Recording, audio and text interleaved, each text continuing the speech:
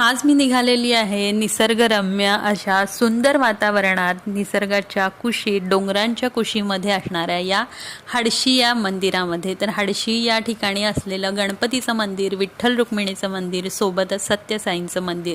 या ठिकाणी अजून एक महत्त्वाची गोष्ट आहे ते म्हणजे संत दर्शन म्युझियम आणि लहान आणि मोठ्यांसाठी असणारं हे ॲडव्हेंचर पार्क।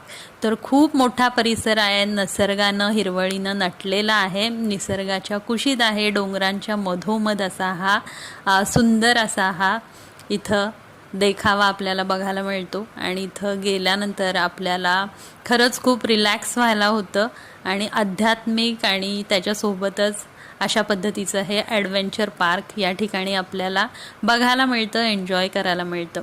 तर डोंगराच्या कुशीमध्ये असलेलं हे हडशी आणि या हडशीमध्ये असणारी मंदिरं आणि या ठिकाणी असणारं संत दर्शन